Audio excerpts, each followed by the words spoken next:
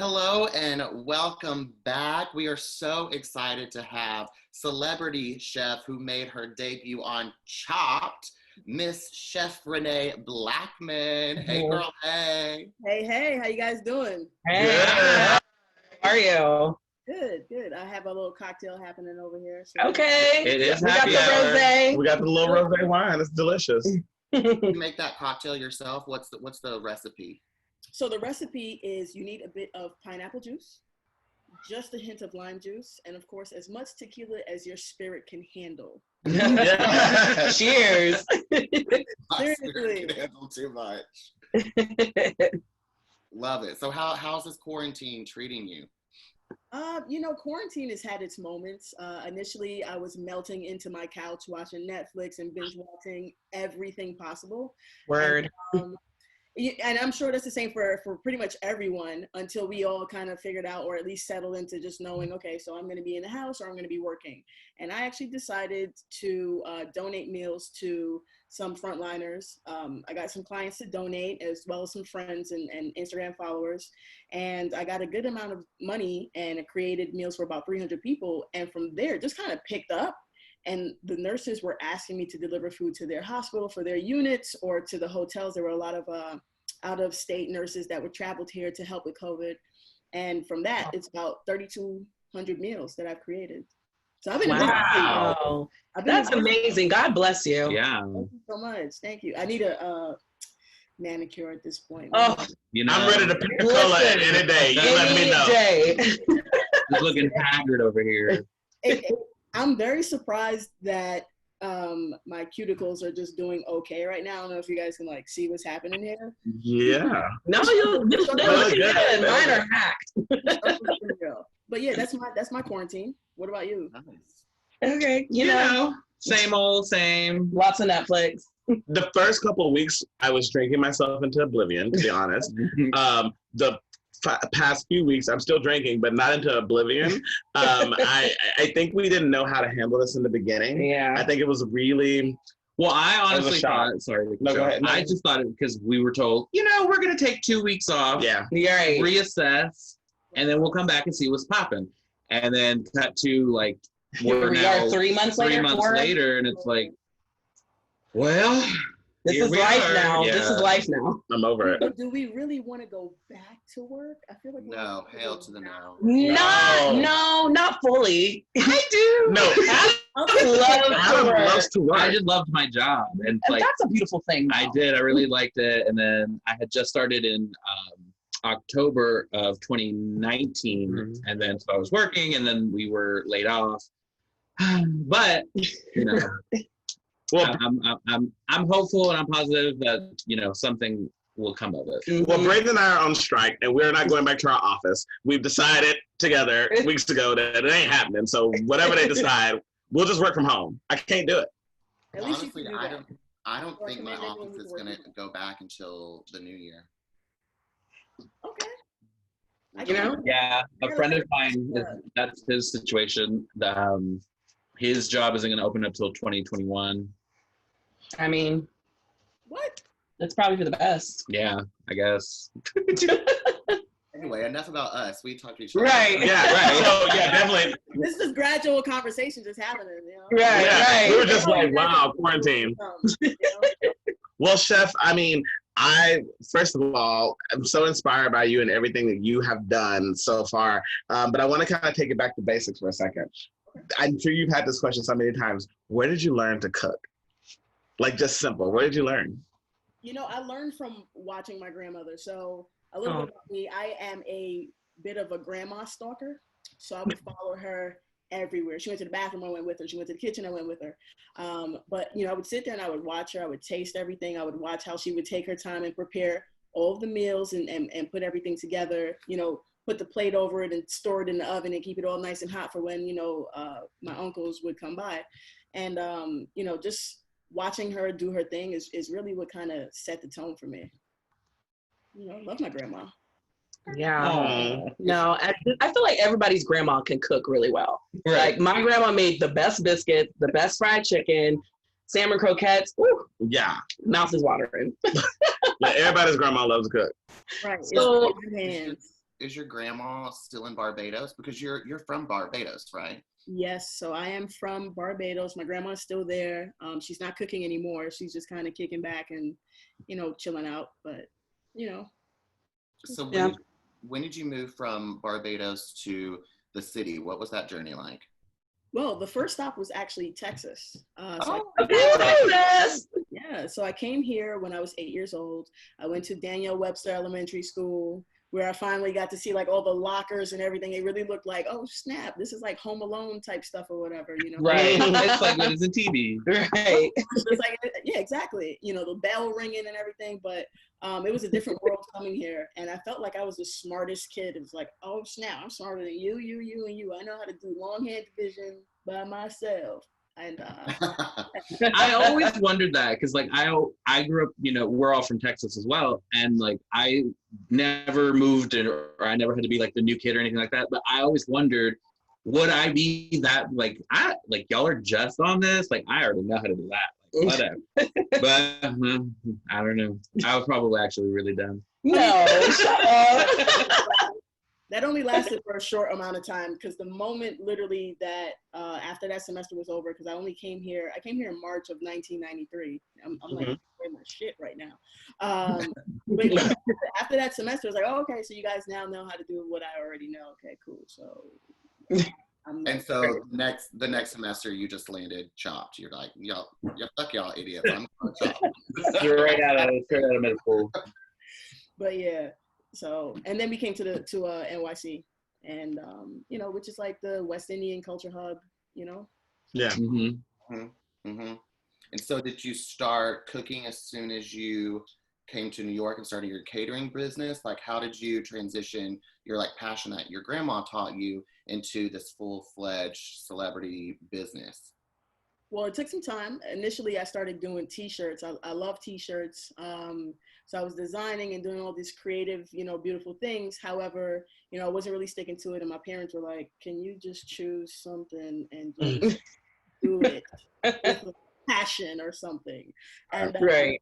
Bit by bit, after working at the desk at Methodist Hospital, I found myself going home trying to figure out what to eat at like 12:30 in the morning. And that's where I kind of had no choice but to be inventive. And I would put on Chopped at the same time that I was trying to figure out what I was going to make. And that kind of was like the catalyst for everything. And the history is right there. I quit my job and went to be a prep cook, making kibbles and bits for dollars. But I learned so much. That's awesome. Darrell puts on soaps whenever he comes home. And now look at him. He's on General Hospital. So Fact. Yeah. A lot of visual existence. visualize. Okay. Thank you, Raiden. Yeah, I mean that is very true. And Ashley too. Yep.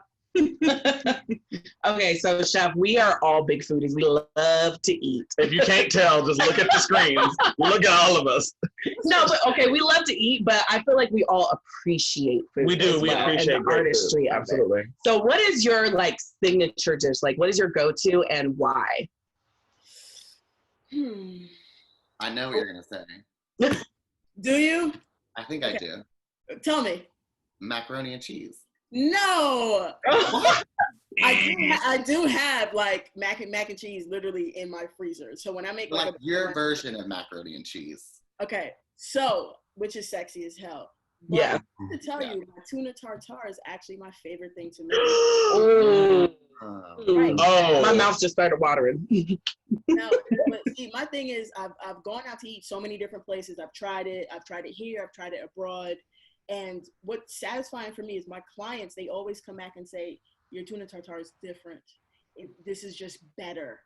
And as I went out and tried all these different places from Nobu to, I'm not even going to say names because then it's going to look like I'm like being shyster. But it's like, this is fucking amazing. Okay. And apologies for like the curse. Sorry. But no, please. No, yeah. Oh, yeah. My shit's the shit, yo. So I have to have that now. Like, no, listen, I want it. No, like for real. We gonna have to work something out. I'll pay you whatever. Guys, look, Saturday, right? Okay. So Friday, actually, my client, he actually requested tuna tartare. Mm-hmm. So I'll make sure that I prepare a little bit extra. Oh, Bless you. Saturday, you guys can just have, like, it's, like, hands down. My mouth is ready. I'm ready. Like, I love tuna tartare, and I've never been. I used to not be a big tuna tartare person. Everyone on this call, they know. Like, you're allergic to shellfish. I'm allergic to shellfish, so I just stayed away from all fish for a while, except for catfish, because black people. But we gotta have it, girl. But I decided, like, I started eating like tuna tartare, and I can't get enough of it. It's so I will see you Saturday, baby. Okay, so now that you said like what your signature dish is, like I guess that could be like in tandem with my question. Is like if you had to choose one dish to make for the rest of your life, like what would that be? And who would you make it for? Okay, and who? Shit.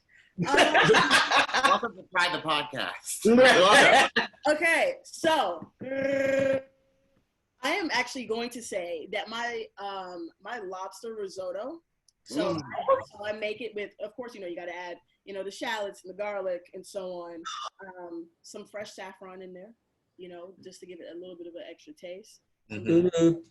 Nice chunks of lobster in there. Of course, you hit it with some fresh lemon zest and a bit of cumin, just so it has like that little oomph of flavor. But it's such a simple, relaxed dish. And if I had to say anyone that I would make it for, girls, I'm so sorry. Please don't be mad. I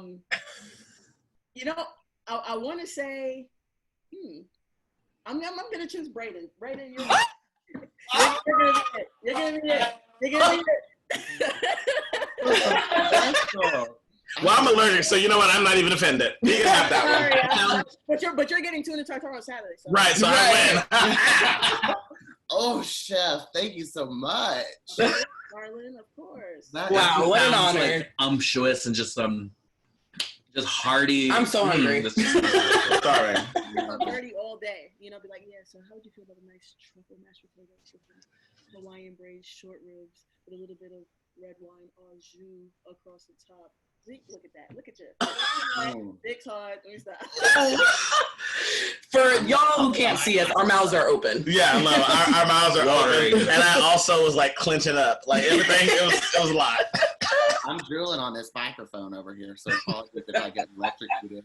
No. Oh, I love it. Wait, so Chef, you were Odell Beckham Jr.'s personal chef, is that right?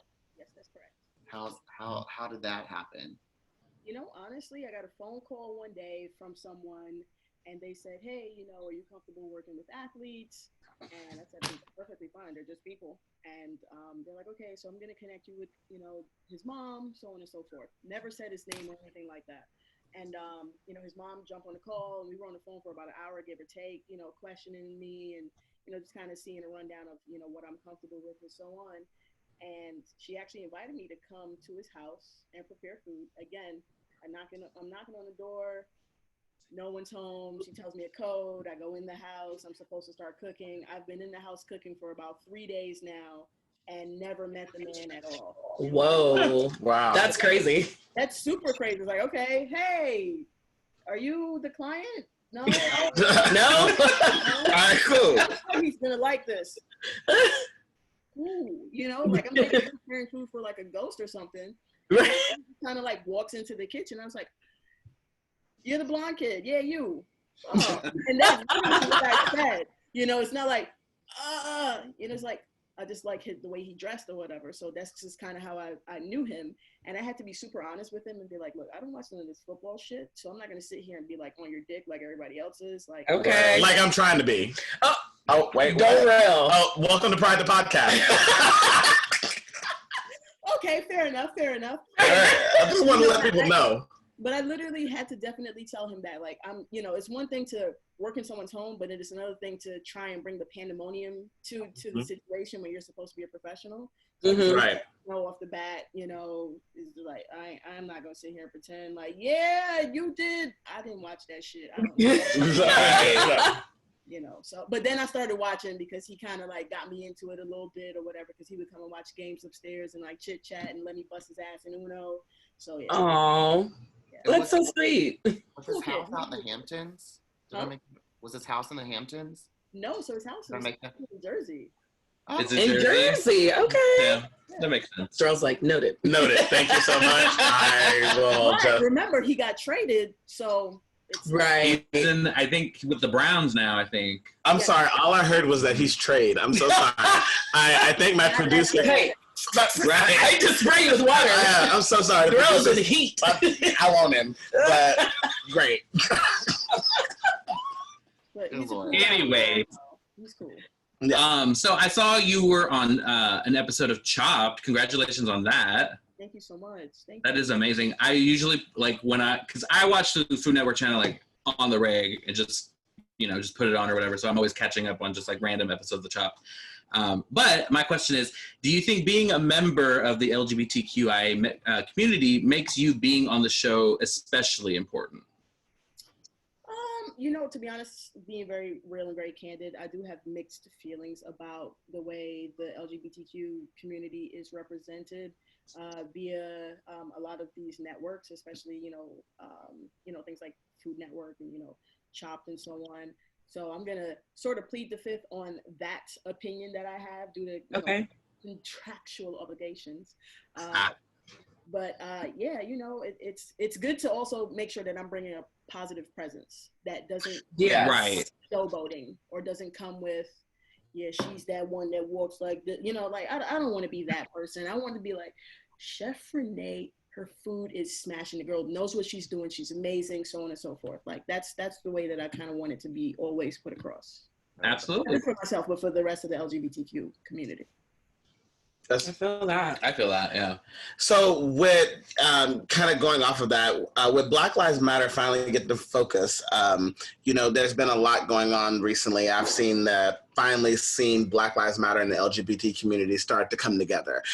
For so long, as a Black gay man, I've struggled with the fact that like they haven't really supported each other in the way that they should, because normally the face of the LGBT community has been like gay white men, and the face of the black community. They're just like, oh, we don't really gel together. But we recently saw them in Los Angeles come together in such a beautiful moment.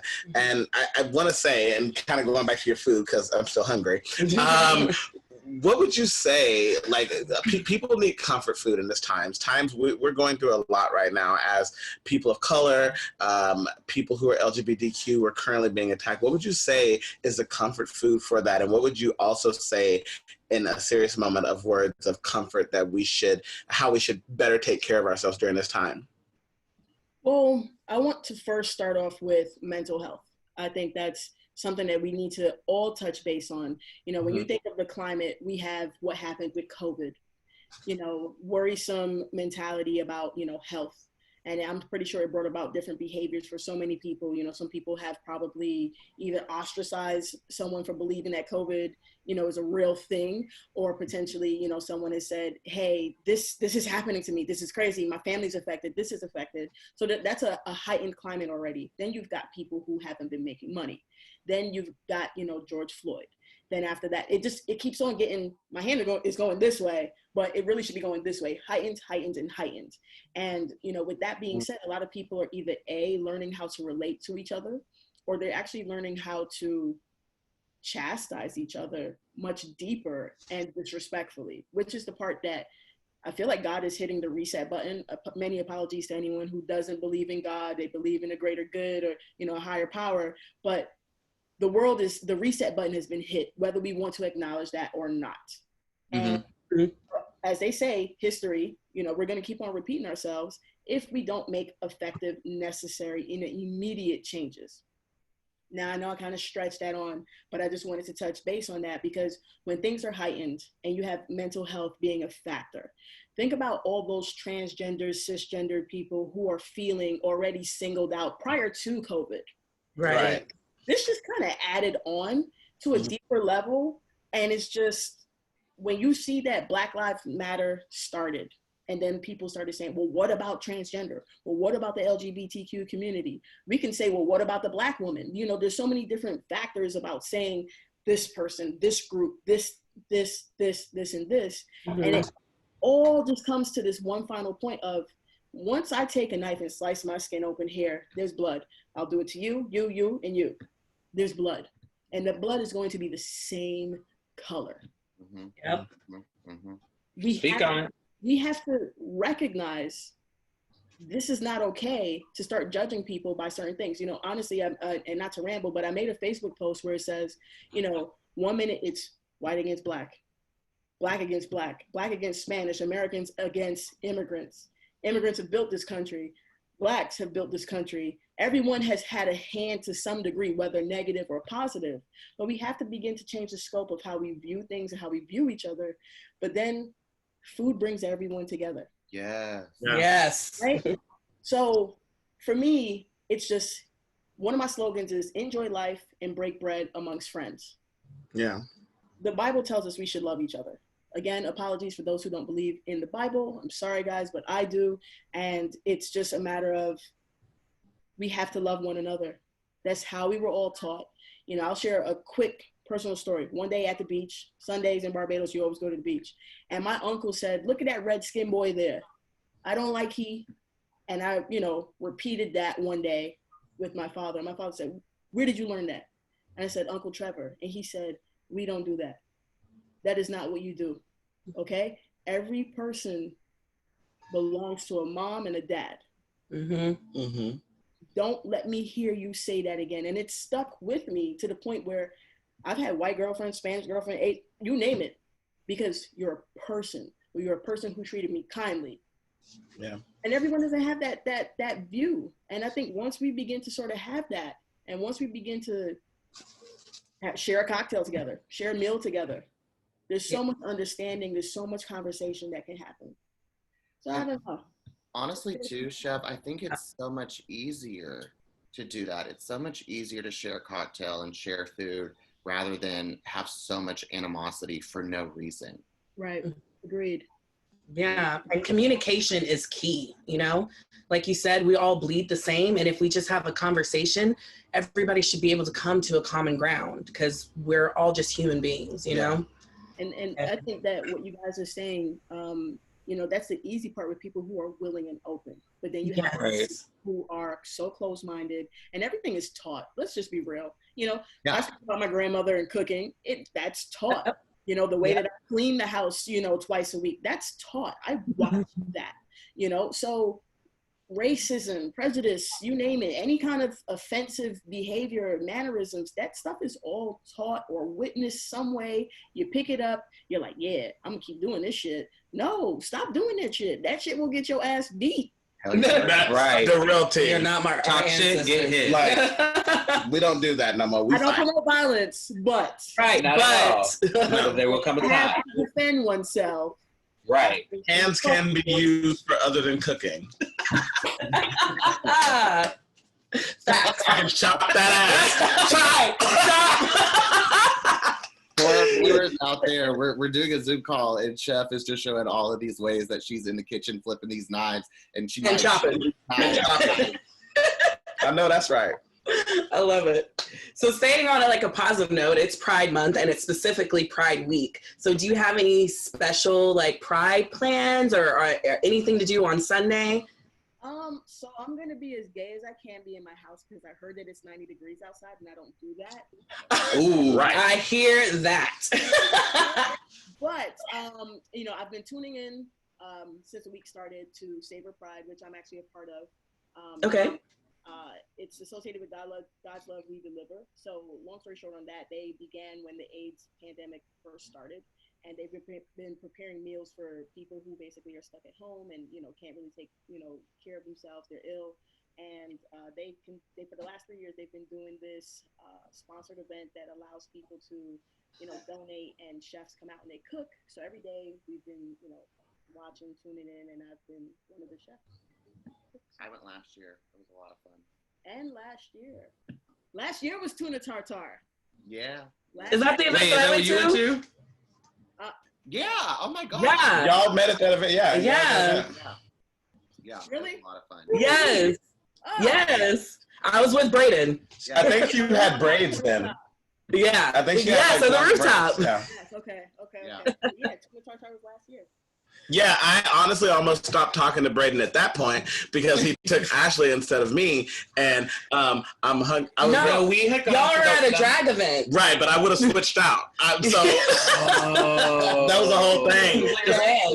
I think that Braden had told us all about it, and then he ended up taking action. They ended up having their own date, and us too. They were all cozied up on the roof. You know, I was tired. It was fine.